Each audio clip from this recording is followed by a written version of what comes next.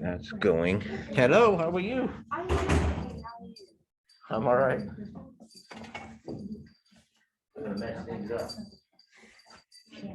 Pterodactyl. You need to come by sometime, Jane misses you.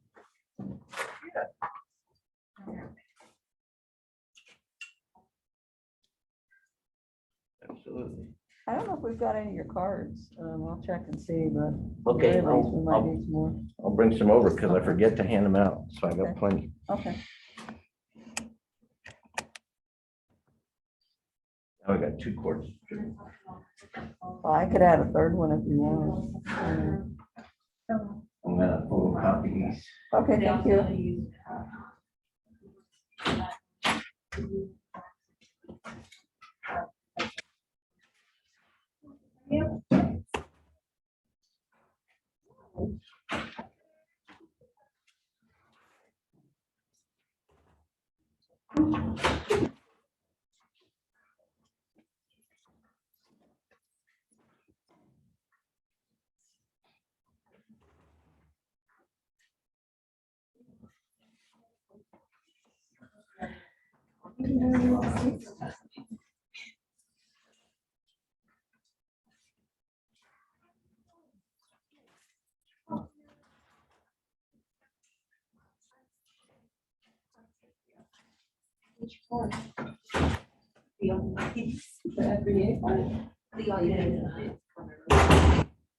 Anything else not? I'm just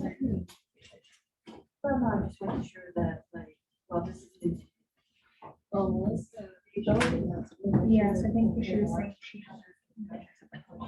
I think she said she has.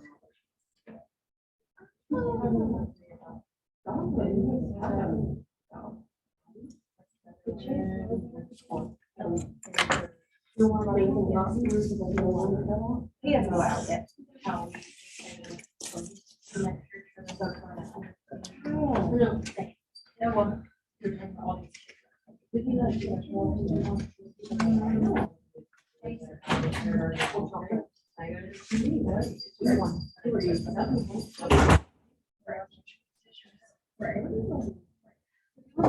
He was fine. He was getting ready. He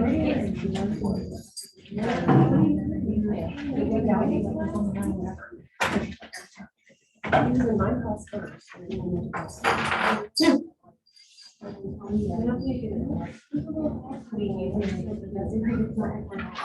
Oh, no, you're right. They want your account. I blocked it out. It's a little. Yeah.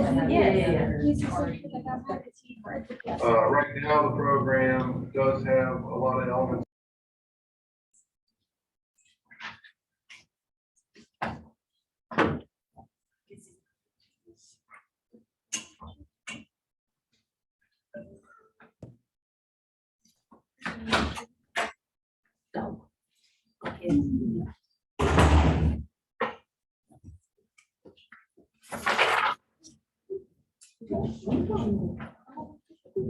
Well, not, I mean, we'll kind of got two officially. Yeah.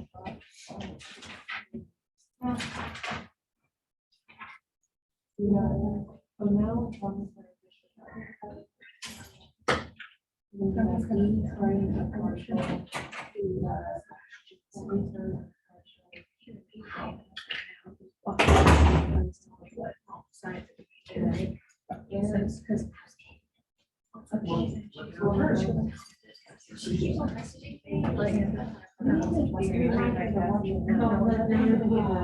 yeah, she was there.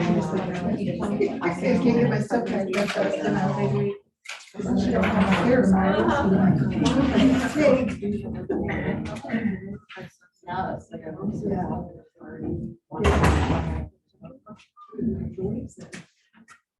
Oh, that's why that one started talking.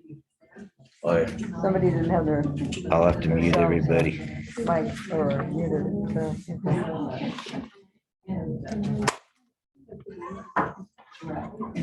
I wish. I'll probably have extra of these if you wanted Sure, to. okay, thank you. Take some with you. Yeah. She was by the person already. Oh. So. Hopefully we can start doing that. Yeah, like on the road, she's, Thank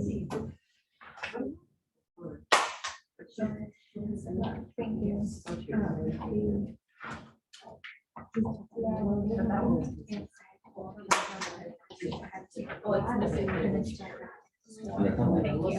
Even though it was early, I'm still doing it. You're good.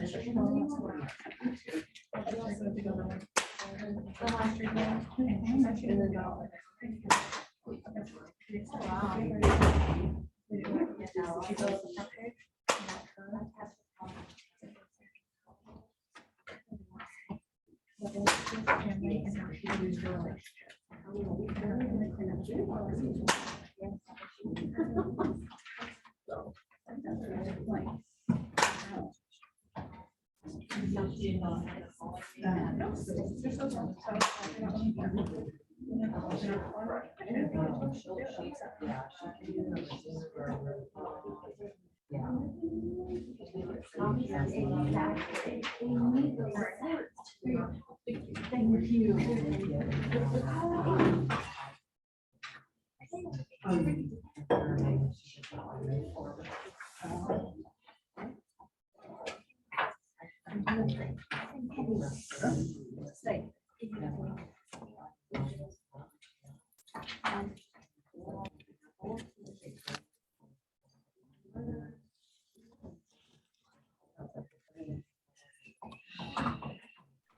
They're all muted.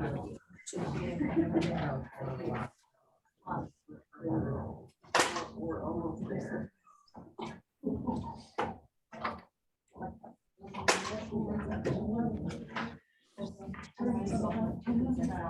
How far that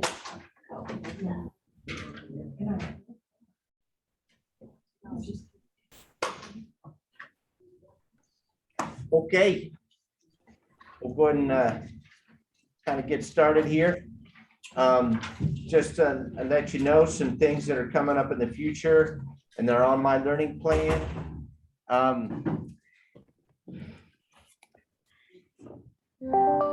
Let's make sure, hang on, let's put everybody on.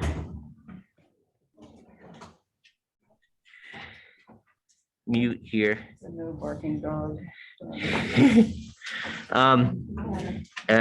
Let's see.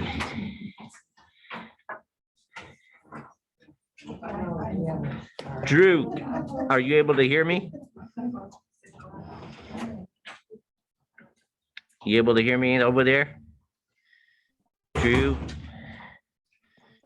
None of you guys have your cameras on, so you can't give me a wave. We can hear you, Jane. Wonderful. Okay. Thank you.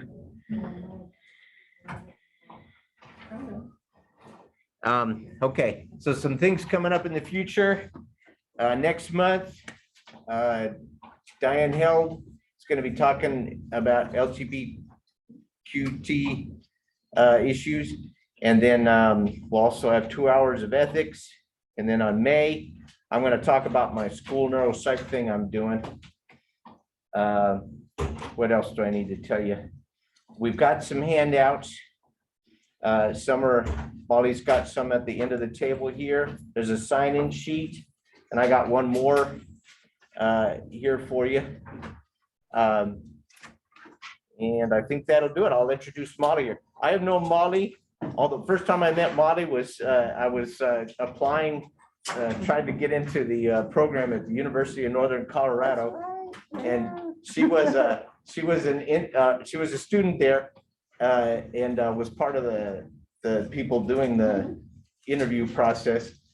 And then I got a job 2 years later at the Wichita Child Guidance Center, and there's Molly again.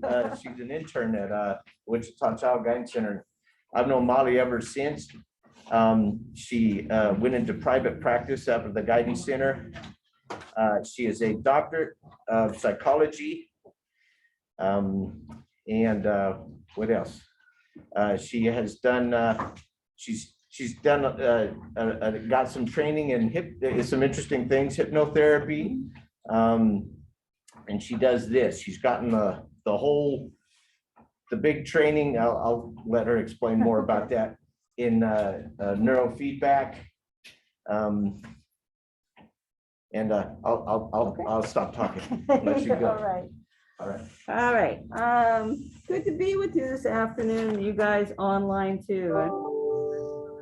Okay, so,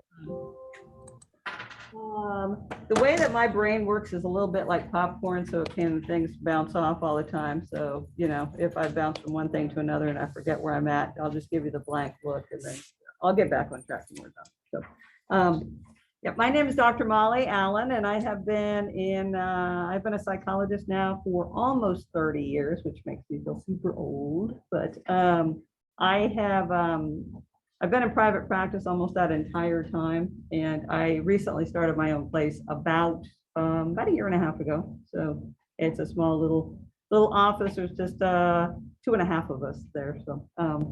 And so I wanted to talk a little bit about something I've been doing for the last few years. Jim had indicated that you all were interested in some options that can assist students that are more game-like. And so he thought of this because he had come in and helped me as a volunteer when I was training to do this kind of work. So that's what we're going to talk about today.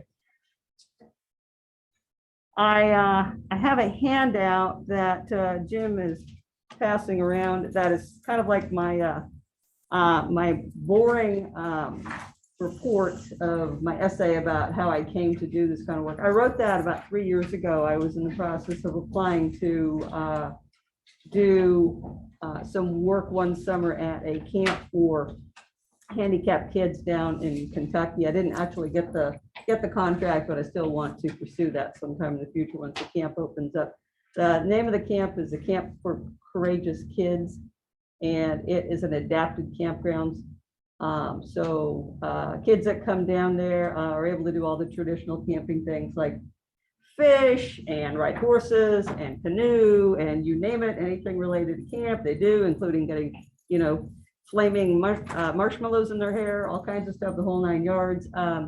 And it's adapted so that kids in wheelchairs and kids with walkers and so forth can be able to participate as well. The reason why I wanted to participate in that is because one week of summer, the disease group that I belong to has booking at the camp, and I have a form of myelitis spectrum disorder, and I was diagnosed with that 11 years ago. And so they're doing research and run clinics for that. It's a rare enough disorder that there's only about 3 clinics in the whole country. So they have a week down at camp, and so I had, like I said, I had hoped to be part of that, but maybe down the road. Okay. What we're going to talk about today is EEG-based biofeedback, also called neurofeedback. The way that I came about doing neurofeedback is, like I said, it's in that long essay, but I have been a psychologist at that point for about 25 years at that point. And when I go to continuing education events, I get kind of bored because there's not much that is new that I haven't heard about before. So when somebody has something new and great and says, okay, this is going to change the world, I'm like, yeah, right, heard before, you know, been there, done that, got the t-shirt. So I went to a continuing education event. There was a psychologist there who I'd known, but not really very well. And she was presenting on neurofeedback, and it just like blew my mind. I had never heard of anything like this before. So I kept thinking about it. I had a chance to refer a case to her a few weeks later. And I said, hey, by the way, I think I want to do this, because at that point I was a few years into having transverse myelitis, the disease that I have, which you can't catch it from me, so don't worry about that. But I was a few years into it, and I had a few problems as a result of transverse myelitis that were persisting. It's a little bit difficult as a professional to admit when you have a condition that's caused brain damage, but I have a condition that caused brain damage. So, and in my case, because of the lesion on my spine, it had produced inflammation that spread both directions from the original lesion. And part of that was inflammation of my brain. And that inflammation, after everything had subsided and calmed down, left me with some depression, irritability, some foggy thinking, and a profound problem with insomnia. For about 6 years, I could not achieve sleep without the use of medication. Absolutely could not do it. So I could doze off, but I could not sleep. So I knew from working with sleep doctors that eventually a doc's going to take away my Ambien. So I was a little desperate.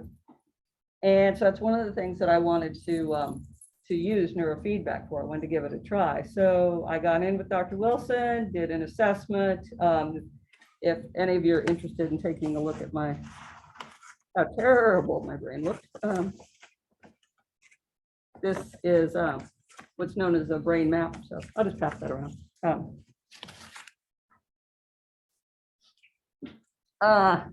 The color coding in there means if something's red, it means it's way too much. If something's blue, it means it's way too little. So I have a very colorful brain, at least I did back then in 2018. So I got in, had an assessment, and then we got started with trainings. This is called actually trainings and not treatment, because the difference is with treatment, we add something to the individual. With training, what we do is take what that individual can already do and just work with that. So it's kind of like personal training. You know, if you go to a personal trainer, they don't add anything into your body to make your muscles, you know, more taut and shapely. What they do is work with you about you bringing that out. So that's why this is called training. So I worked with her, and after about 6, I think it's in my essay, but after about 6, my husband asked me if I was still working with that psychologist lady. I said, yeah, why? Well, I want you to keep going. Okay, I was going to anyway. Why? Well, because you're not as mean. He used a different word that starts with B. And okay, well, I thought I was less irritable, but I guess, yeah, that's true. So I kept working with her, and after about, I think I've got the number wrong in the essay, but it was around about session 15, 16, I fell asleep that night without Ambien, and I haven't had any since. And that was 6 years ago, 7 years ago. So it made a huge, big difference that way. So I continued working with Dr. Wilson, improved some things, especially in my mood and my ability to think clearly.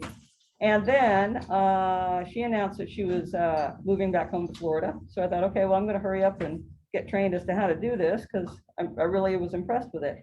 And in my naive little mind, I thought, well, I'll just watch a few YouTube videos and go spend a few $100s in equipment. I'll be good to go. No, it was a week down in Texas, 5 days actually. And it was a lot. And then when I was on my way back, I was deciding what I was going to do in terms of equipment, and purchased the first part of my equipment and got started shortly after that with practicing with patients. And Jim was one of those people too. And one thing that we learned in our class was that I think I raised my hand and brought this up. It's like, okay, I'm assuming that we really shouldn't practice on our spouses. And he was like, yeah. So that's exactly who I started with. And my husband has been one of my best success stories. I've been married now for 28 years. I just had my anniversary last Friday. And my husband, when I first got to know him, I realized he's dyslexic. You know, I've been doing psychology for a while at that point. I can spot a dyslexic. And so once he started working with me, we did a particular kind of training. We haven't done that many of them. Mostly what he's helped me with is if I have some hardware problems, some software problems, I'll have him come in. If our cleaning lady is going to be at the house at a weird time, we got to get out of there, I'll have him come in.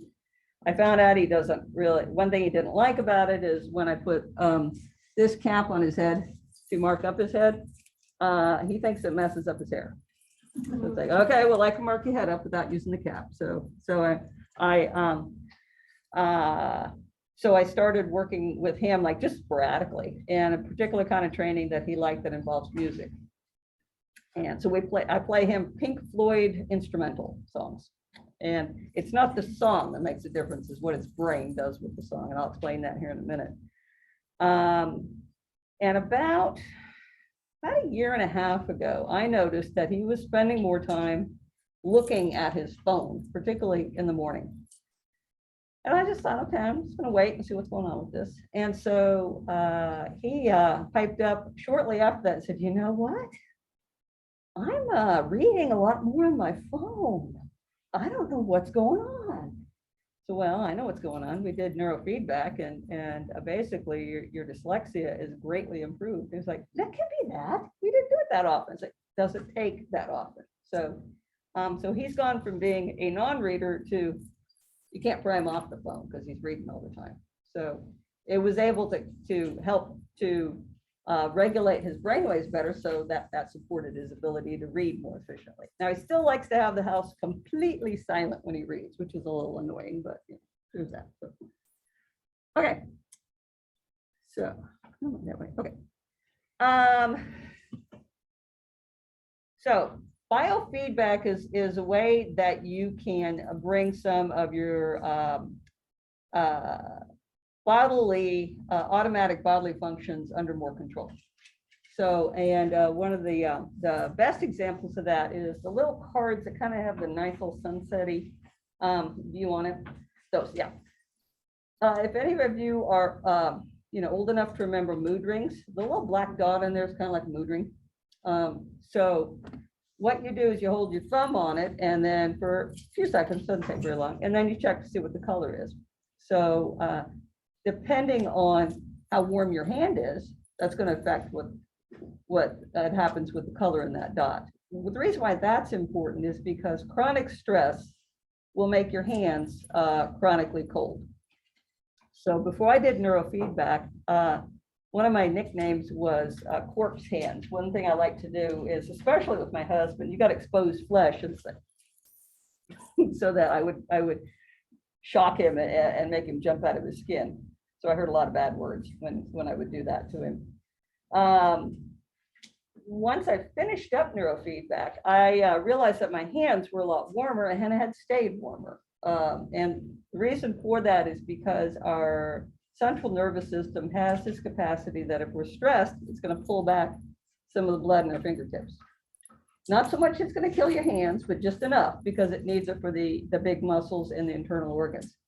So that leaves your hands cold. And that part of your brain, not just your brain, but everybody's brain, my brain included, is kind of stupid. And if you trick it, then you can make yourself relaxed. One way of doing that is warming your hands up. One way to think about that is if you're stressed out and you go get a cup of coffee or a cup of tea, maybe soup sounds good tonight, you're holding the bowl. It's not so much the liquid, the consuming the liquid, it's warming up your hands with that bowl. You can do that also in other ways, like, a lot of people will hug themselves, they put their hand, that pressure helps too, but, putting their hands in their armpits, warming up their hands, sitting on their hands. If it's a sunny day or outside, you can open your hands like that. So that feedback of when you warm up your hands, then your central nervous system, which again is kind of stupid, says, oh, I must not be stressed. So that's one way of explaining biofeedback. Another way is that one thing that we can do is help with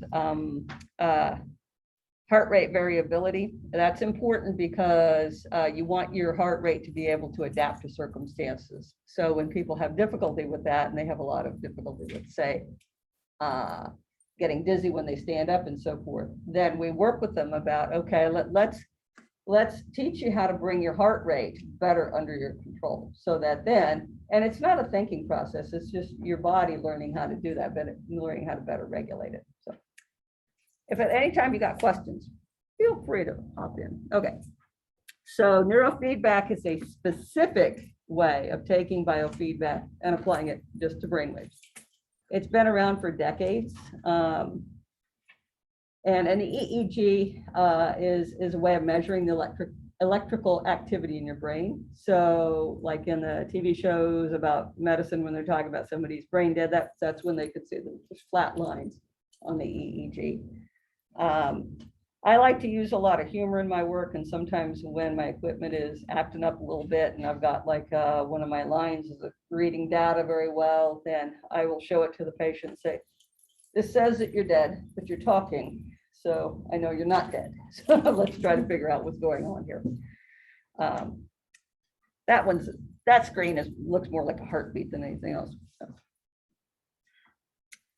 That looks more like an EEG with somebody blinking to beat the band in there. So if I were to show you your EEG and say, okay, this does not look right over here. You've got, let's say, too much, and I'll just use one of the technical terms, too little alpha right here. So what I want you to do is see where it's all kind of like, you know, like spiky and short. I want you to make those bigger and not as many of them in one of those segments. You'd be like, okay, how do I do that? That's where the feedback part comes into it. Then what we do is operant feedback, and we're basically like reinforcing with that individual by the use of medium. What I like to do is movies, music, and there's one game that I use, and I'll get it fired up here in a second so you can see what it looks like. And when they get reinforced by watching that medium or listening to the music or playing the game, then what they're actually doing is changing the brainwaves. And it's not a matter of having to think hard about changing. It's not a matter of, okay, I want to be able to make those stars go away so I can see what's happening on the screen, or I want to turn up the volume on the music, or I want to be able to do the obstacle course in the game. So I'm going to be intent on it. No, it's about allowing it to happen, because what happens is that your brain figures out what it is that you're asking it to do, and it will make the changes on its own. So it will, like, it stumbles into the changes. It stumbles into the conditions that we want it to produce, and it gets reinforced. It's like, oh, that, okay, I'll do that then. On my side, I'm on the computer. I really enjoy when I'm just starting to work with somebody new, because I can watch their EEG bouncing around and them getting it, being able to figure out what it is I'm asking them to do. And but everybody's EEG does this. It's like it figures out, it's like, oh, okay, in order to get them to watch the video, I've got to produce this brainwaves in this band. I was like, okay, so it does that. And then it goes back to business as usual. It's like, wait a minute. What happened to the video? I can't watch the video. It's like, oh, I have to keep doing that thing. Oh, okay. And that's where the practice effect comes into play in terms for neurofeedback. It's like brains have to have a chance to practice doing what it is we're asking them to do. So neurofeedback is not really that widely known, I think, partly because it's not medication. So and it does take a lot to learn how to do this, and it's expensive. I'm still paying off the financing for my equipment. So so what happens when you take medication is that, let's say that you have a problem with anxiety, and you take some medication and then you feel better. Your brain's being pushed into that brainwave where you feel better. Your brain's not actually doing it itself, it's being pushed. The chemistry is being pushed that direction. So it's only going to work as long as that medication's on board. Brain hasn't learned how to do anything different. So what happens with neurofeedback is the brain learns how to do something different. One way to think about it too is I do a lot of psychotherapy. I've been doing therapy my entire career. Therapy can get kind of frustrating because people will come in, say they want to make a change, they want to feel better, they'll start doing some stuff, but then they come in a few sessions later and they're like, yeah, I don't know, it's just, I'm back to being obsessed, or I'm back to being bummed out. It's because their brain's used to it, and to get that brain off of that negative cycle that it was on takes a lot. So so when you're working with a client, the clients have the thing on their head, and are they seeing the brain waves as you're seeing them too? no, they're seeing the media usually. So good opportunity for it. And so you're giving them the feedback from with the the media. EEG, what you're seeing, and they're Right. feeling it in their body, and then they're trying to replicate that in other situations. No, it's like once their brain makes that change and it has a chance to change, then yeah, it's going to stay. Brains are going to stay changed. That's why, you know, when somebody makes a change for the worse, it's so hard for them to get out of that change for the worse. Yeah. see here. Where's that at?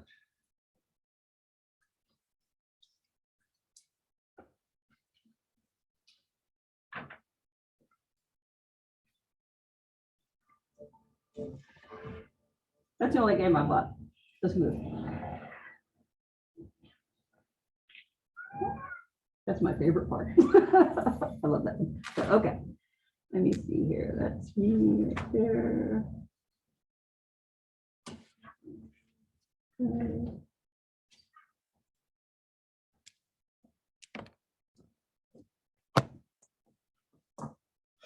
This is the part I see over on this side. So that's my screen.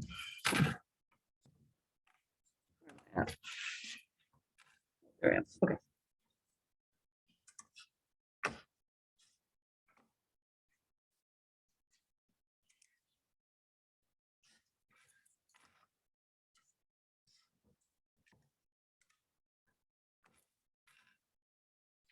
Good.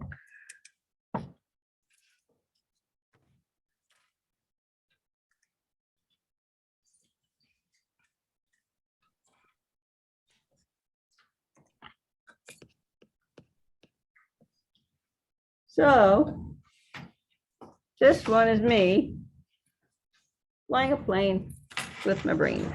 So what did I do?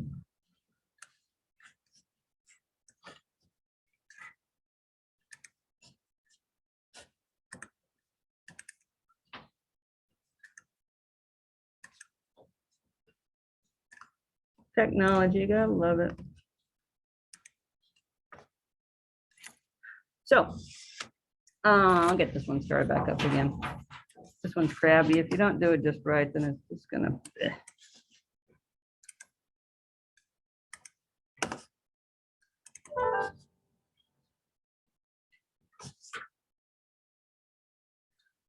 Once I finished my classroom work, I took 6 months of practicing with patients, about the equivalent of 1 day a week.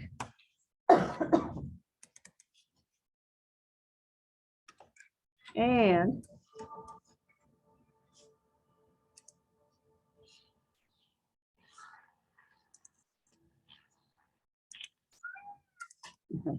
that's my favorite. If that works.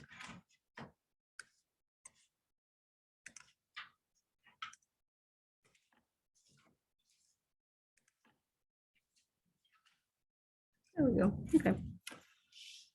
So I'm flying the plane with my brain. So the goal with this particular game is to, and you're stopping again. I hate you. The goal with this particular game is to be able to fly the plane through an obstacle course.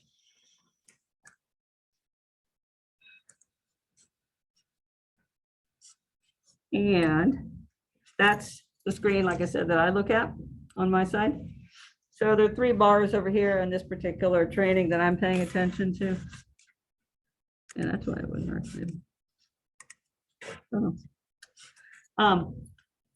And so what I'm doing is tweaking how much reward that individual gets by flying the plane, or by them producing the right brainwaves. So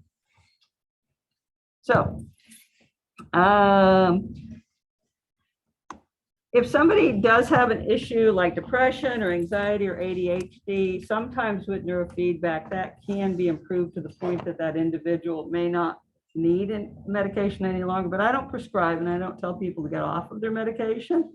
What I do is tell them to be aware of how they're feeling, and then work with their treatment provider in case that they no longer need the medications. So. Ooh, that printed way too small.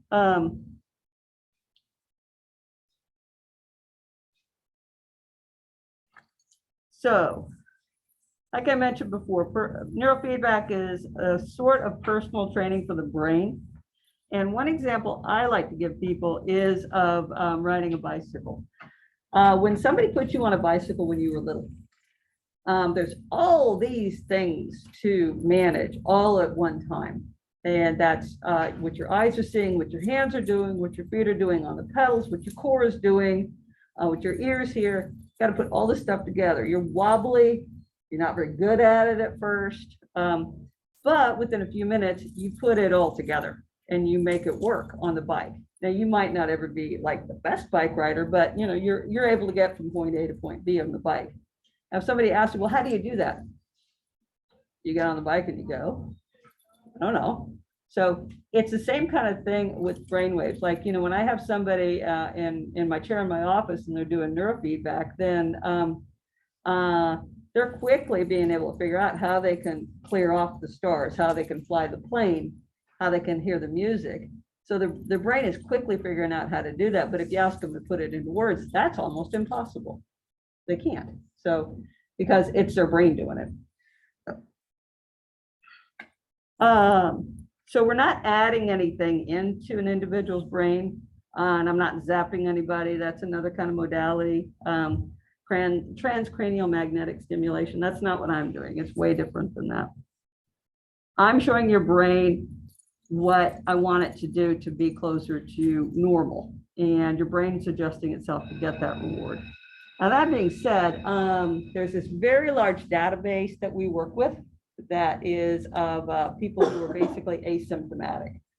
They don't have any kind of psychological symptoms in a particular domain, like depression or anxiety or ADHD. They don't have a history of traumatic brain injury or anything like that. They don't have sleep issues. So we gather information on what their brain patterns look like. And then we want the individual we're working with, their brain to look like that individual. That doesn't mean that they're going to have the exact same personality as that individual, because they're not. So what's going to happen instead is that as their brain goes closer to normal, it's going to be less and less symptomatic.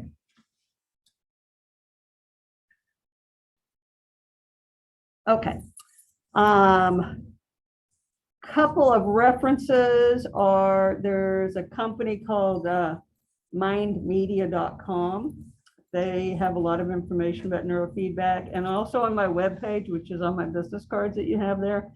The page for that on my website is under ictpsychology.com. It's neurofeedback 2. The reason why it's a 2 is I had another neurofeedback page that kind of went a little wonky on me, so we had to create a new one, named it 2. Okay, this is the geeky part, the brainwave frequency descriptions. So I'm going to start with the fastest ones and move our way down. Gamma is from 32 hertz to about 45 hertz. That is fast brainwaves. That's on task, very focused, very doing something in that moment. All these brainwaves are important, every single last one of them. There's none of them that are bad. There's none we want to eliminate. We just want them balanced. Gamma is associated with being very aware, very on it. You don't stay in gamma very long. You just really can't. I've got a story about gamma and about beta. There was this research that was done years and years ago on fighter pilots. They hooked them up to portable units, had them up in the air doing their thing. And the researchers were assuming that the fighter pilots were going to be in beta, which is a fast wave, or gamma, the fastest wave. They assumed that they were going to be there most of the time because they have a lot to do. Nope, they were not. They were in a slower wave called alpha. So what they do as fighter pilots is they're like on it for a few seconds at a time, just really very intense, and then they're chilling. So that's what produces good piloting up there. If they're on it with too fast of a brainwave too long, they make a lot of mistakes.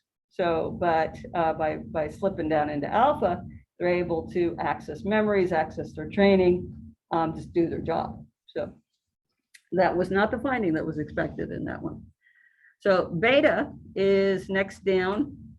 Beta is an active wave. Kids who are ADHD tend to be deficient in beta up here in the frontal lobes. Beta is not as pronounced as we want it to be, so we're encouraging beta. The alpha is super important. Alpha is like the mid-range. Those are supposed to look like ocean waves. I don't know. They kind of look like whipped cream, but oh, anyway. Alpha waves should be present when you have your eyes closed. They should be present when you're kind of chilling out. I just did an assessment last week on a fellow. He has already done a bunch of neurofeedback, and he was working with Dr. Wilson actually before she moved out of town. He lived out of town for a couple of years. He's back. He wants to do some more, so he got hooked up with me. So I was really interested to see what his assessment would look like, what his brainwaves look like. And so I did 2 levels of assessment, and one I normally do, and this other one that Jim's also helped me out with.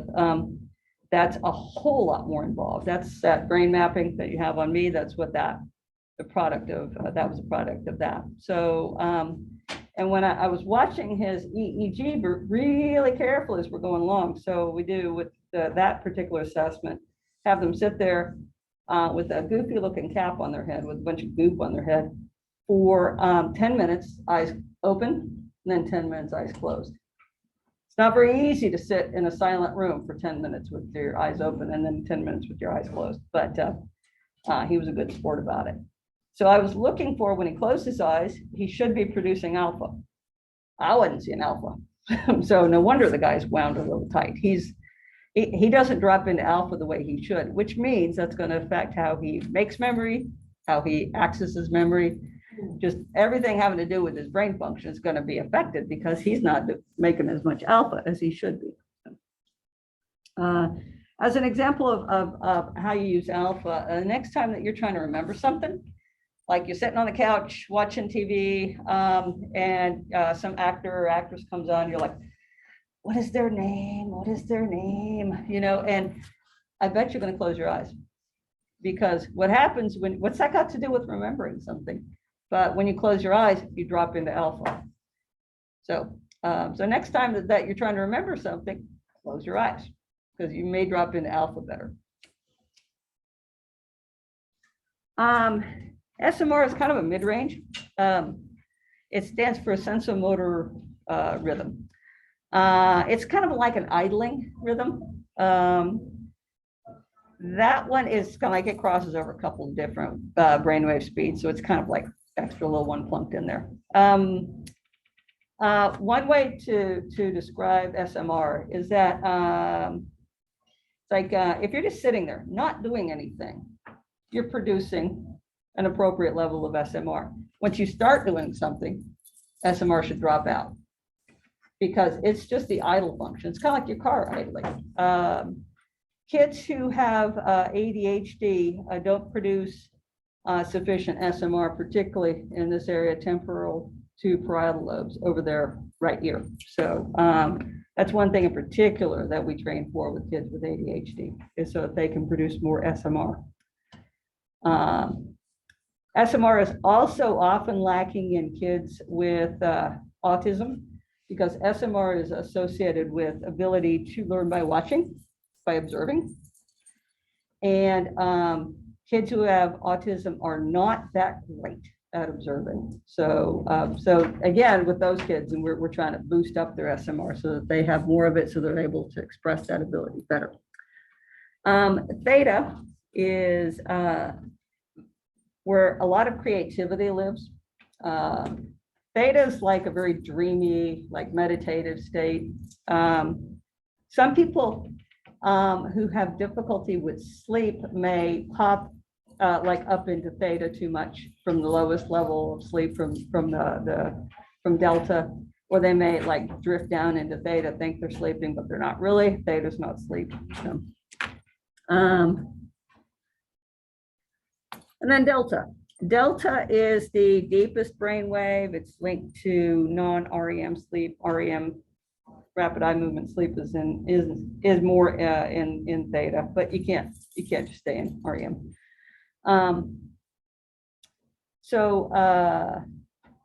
Delta is when you're just out, you're asleep. you're as good a sleep as you possibly can.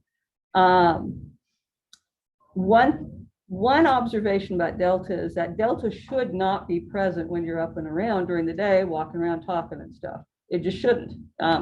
If it's present, there's a problem there.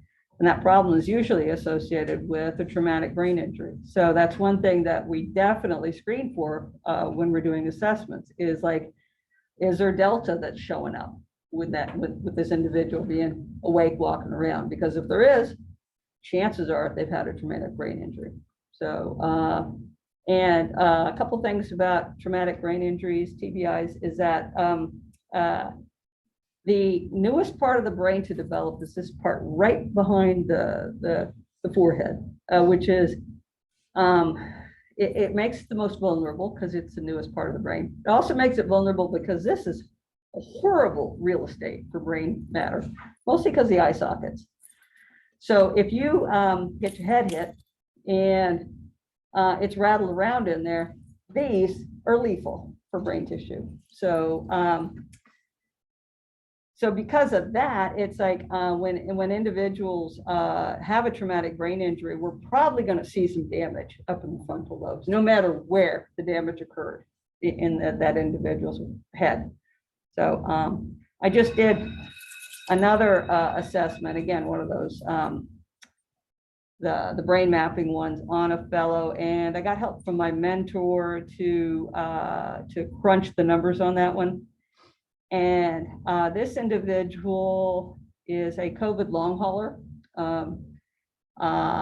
That's how he made his way to me, is that as a result of his COVID lingering symptoms, he has difficulty with foggy thinking, some irritability, just doesn't feel himself. So when we did his brain mapping, it was really kind of interesting to see. He's got a streak of hot colors from about here to about here. So the guy played football when he was in college. So I'm pretty sure he took really good hit either up here or back here. Because what happens with blows to the head is you'll get coup and contra coup. Coup is where you get hit. Contra coup is the opposite direction because the brain gets hit, the head gets hit right here. That of course affects that brain that's right in that region, but then the brain is rattled, goes like back towards the back of the opposite end of the skull, slams into that part, and you get injury back there. So there's always injury in two separate directions, wherever you got hit.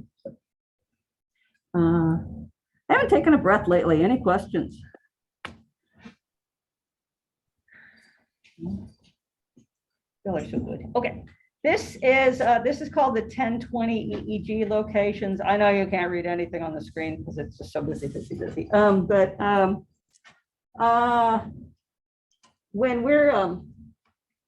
When we're identifying where we want to train somebody, we go according to this mapping. Well, I shouldn't call it mapping, but this kind of like configuration. So what I do is put one of these on an individual's head.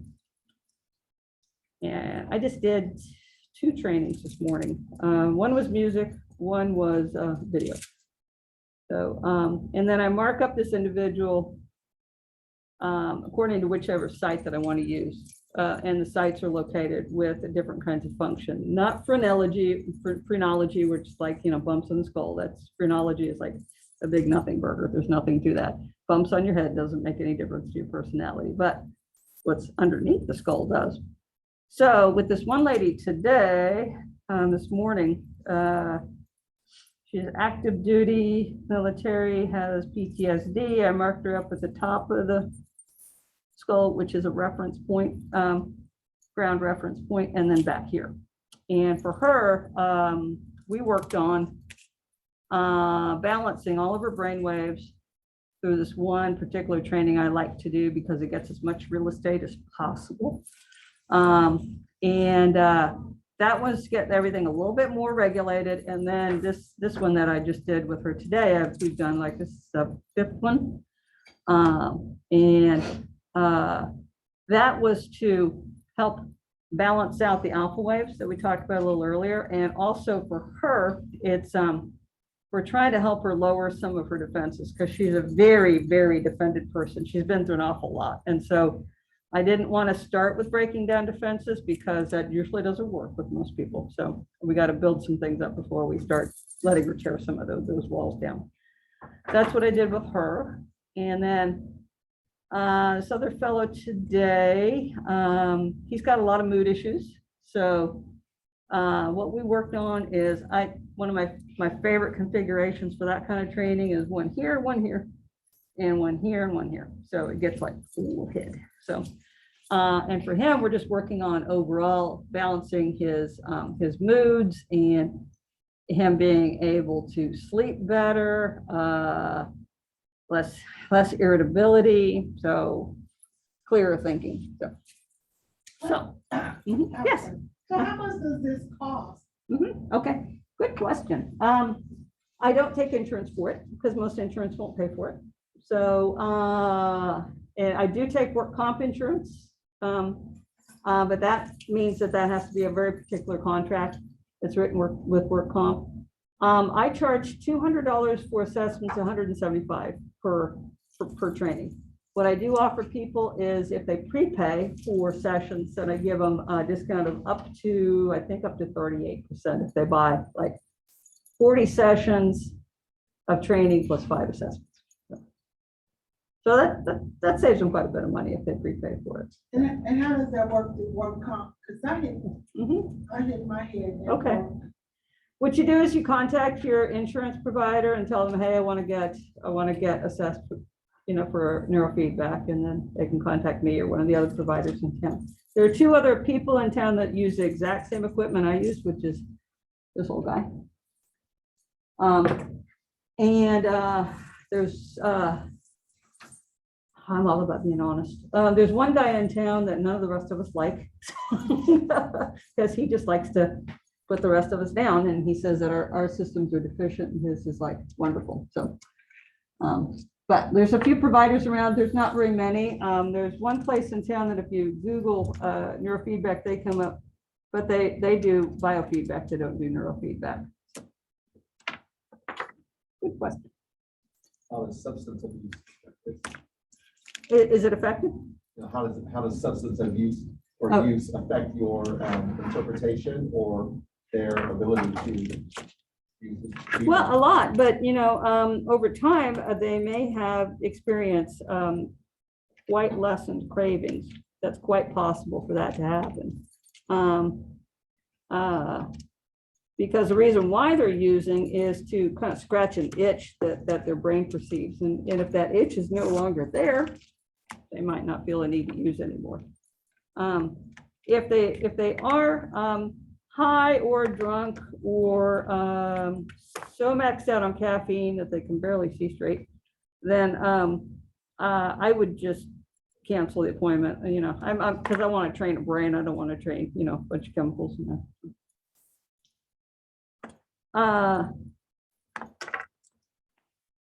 In terms of things that you can do that help your overall functioning, the card with the hand temperature, keeping on top of your stress that way, like soothing your parasympathetic nervous system, or assisting your parasympathetic nervous system to do what it needs to. That's super important.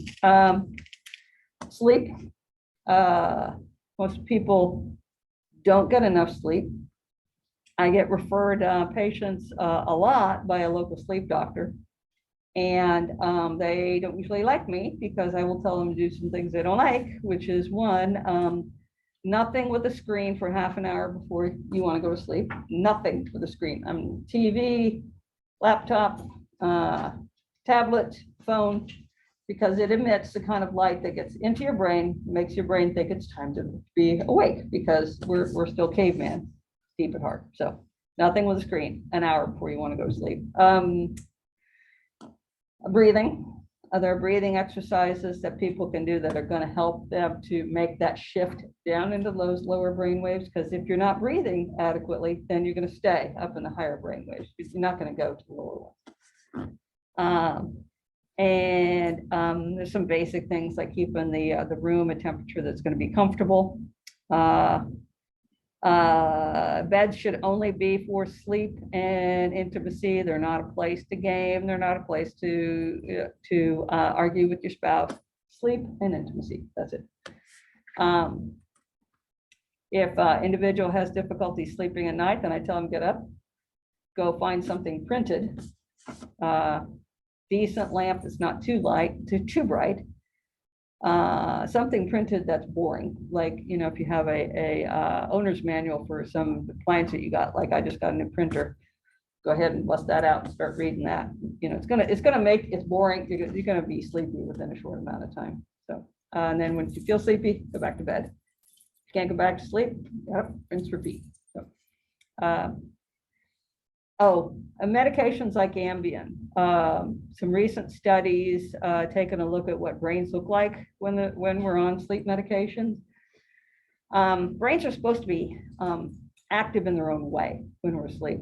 They're not conscious, but there's some activity going on. One of those activities is like I like to call it the taking out of the trash. You know, there's chemicals that come out only when you're sleeping. They're supposed to power wash your brain cells so that it clears out debris. It takes information that you have acquired during that day, and from what you've told your unconscious over time, it decides what's going to keep it, what's going to go bye-bye. So it consolidates memory. That's why kids who like study right before bed and then they get up the next morning, they might do better on a test, because that overnight, that information's gotten consolidated in their memory. So that being said, when you're on medication for sleep, those processes are not going on at the level they need to be going on at. They're absolutely not. So your brain is not doing the kind of job it needs to get the gunk out. So that makes sense? Yeah. So it's one of the reasons why I knew, you know, my use of Ambien for like 6 years was not a healthy thing. It was like I was mostly unconscious that night. I wasn't asleep. Yeah. Anybody ever had Ambien like sleepwalking? Ever had that? I have. There was one night I took it too early. I made my husband some nachos for dinner. I kind of don't remember much on it after that. And then the next morning, when I got up, I wasn't hungry. Usually I feel like eating something for breakfast. And it turned out that although I don't eat meat, I eat in half his nachos. And I had made, for some reason, I had made buttercream frosting. I was getting ready to frost a cake for some event, and I'd eaten most of it. So I have no memory of it. So another time I turned on all the lights upstairs in my house, all of them. So no memory of it. So because it's one of the funky things that happens on Ambien. You do things that, yeah. Lights are on, nobody's home. So this is what this system looks like when it's all hooked up. Well, this is kind of like, I don't need two of these some of the time, but just for these purposes, that's what that looks like. This one, it gets taped onto a finger so that we can measure temperature. And whatever I do with these, I lay them down and they start braiding themselves into like some pattern. So I can't tell you how many hours I've spent untangling these things over the years. This one is I'm getting all geeked out about this stuff. This one is for grounding the information. Oh, I do put clips on people's ears because that helps me to read muscle tension, and also if there's something in the vicinity that's putting out something electrical that might be interfering with my equipment, because I do most of this by Bluetooth. So and when that happens, then I just got to keep in mind that, yeah, there's something in the vicinity. It's probably the title company on the floor right above me. I think that they like to fire up a copier about mid-afternoon every single day. So kind of drives me a little batty. But my favorite implement, I can't find it. Oh, here somewhere. We've got to mark up the head as to where, once I put the cap on, so I know where to put the sensors, and that's what these are. Little pellets attached to the head with, those are ear clips. Those are my small ones. Once accidentally threw away a pair of these when I was cleaning them and had to have them overnighted from San Francisco. It cost me $60 just to have a package overnighted. Terrible. This is the paste that I use to attach to people's heads. If you've ever had an EEG, you've had that stuff slapped on your head. So it's a salt compound. It's not irritating at all. The only time I ever really irritated somebody's skin was I accidentally left one of these little tiny pellets attached to a lady's ear, and it turned out that she had has a silver allergy, and these are plastic coated with silver. So, oops, her ear swelled up. So these snap in and attach to the black cables, kind of like jumper cables. And then the red ones attached to the others. And I hope somebody else. So questions, comments?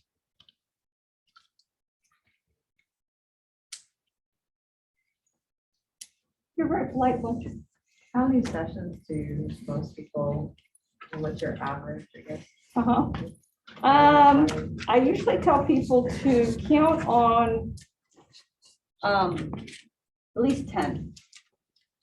It does take about 40 to really get some change. I completed about 36, and I was about where I wanted to be. There's still a little more tweaking that I might like to do. I've got an assistant who's finishing up graduate school. Once she gets done, she's going to come join us and do thorough feedback out of my office. But when you think about it, it's like the practice effect that your brain needs in order to be able to do, to learn a new skill. The analogy with going to a personal trainer, I think, is a pretty good one, but it falls apart on one level in terms of it. Let's say if you have some fitness goals and you want to tone up and get stronger, and so you go work with a personal trainer, and part of what you do is they show you some moves, and then you work out in front of a mirror, and that's the feedback part. When you're in personal training, is that you get feedback from the mirror, you get feedback from that professional about what you're doing and how to do it better, like straighten your back, you know, have your arms closer in, whatever they might be telling you to do. So you work out with them for a few weeks, and you're starting to get some results. You're like, okay, I'm good. And then you stop going, and it's almost like you deflated. And, you know, all of that, all of the muscle toning that you were able to achieve, that goes away. That's not the case with neurofeedback. You know, once you make those changes in the brain, they tend to persist. That's why things like PTSD can be a real bear to treat, because once that change has been made in that brain, that tends to stay there unless you put a lot of work into it.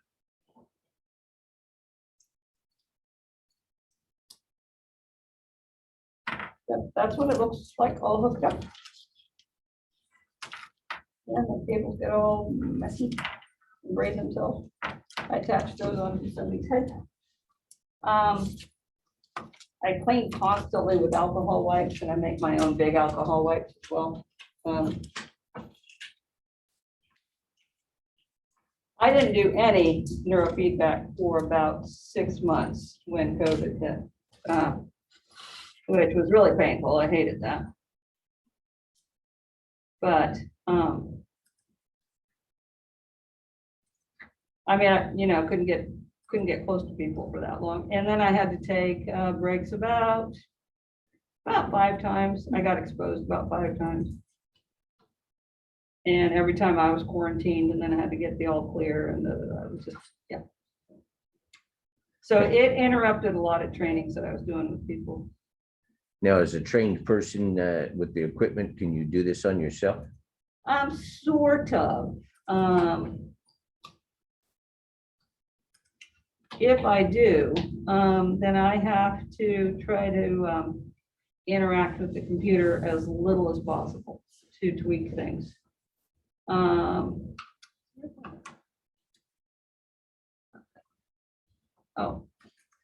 Because what I'm gonna get is that 60 hertz that I don't want to have. I can tell from the spectral display when I'm getting that. Oh, there.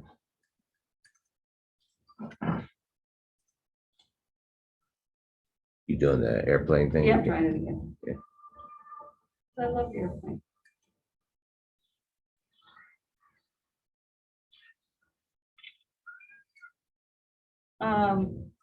There are a few other games that this company makes that work with this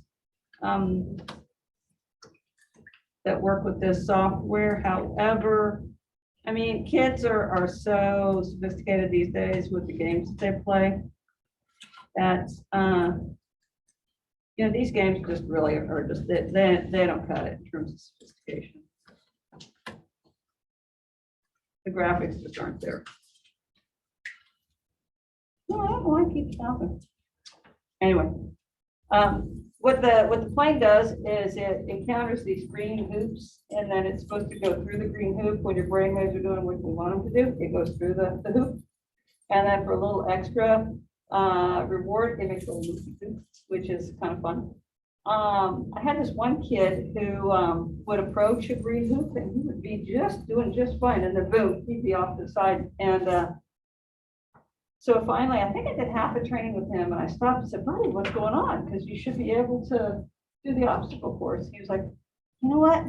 I kind of like that little sound it makes when it bounces off the side of it, because it makes it sound like boom." And okay.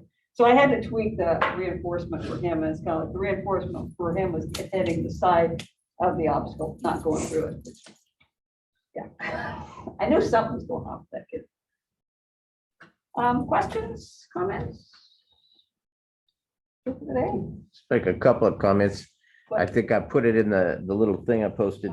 Bessel van der Kolk actually is big on this for PTSD.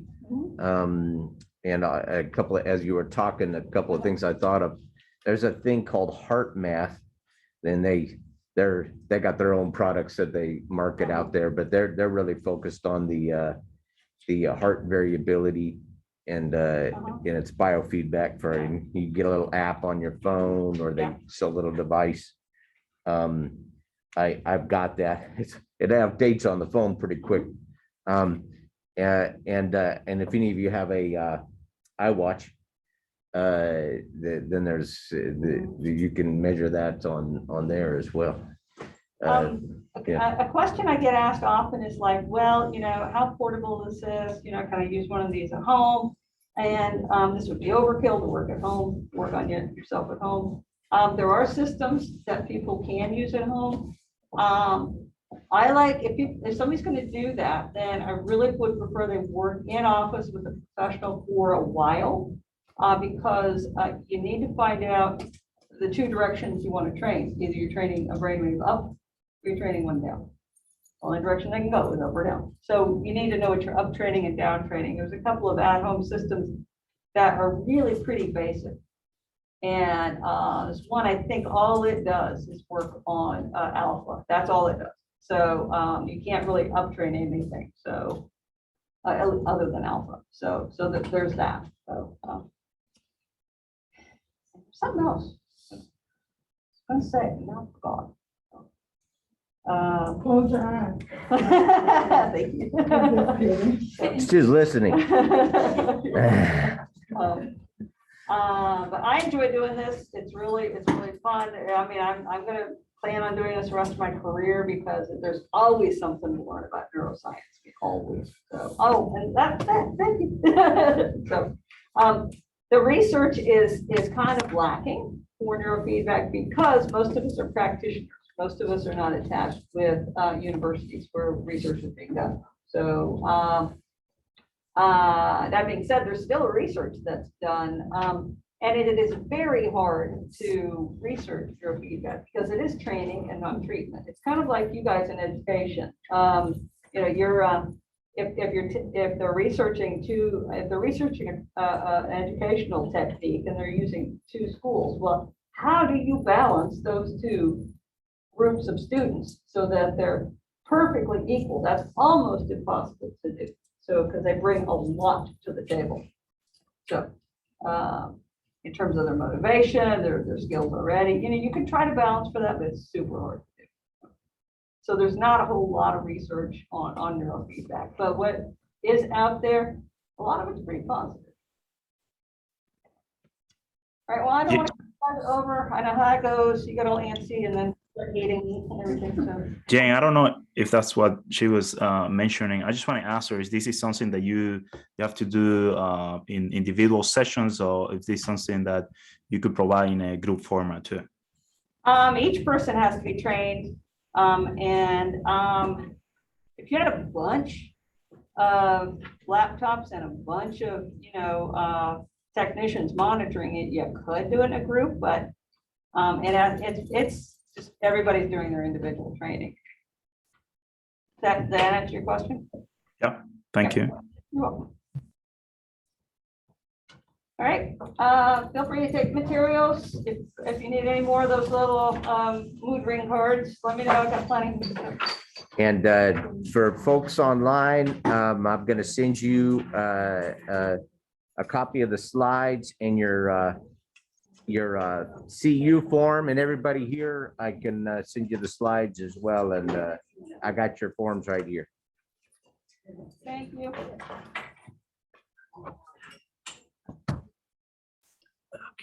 Okay.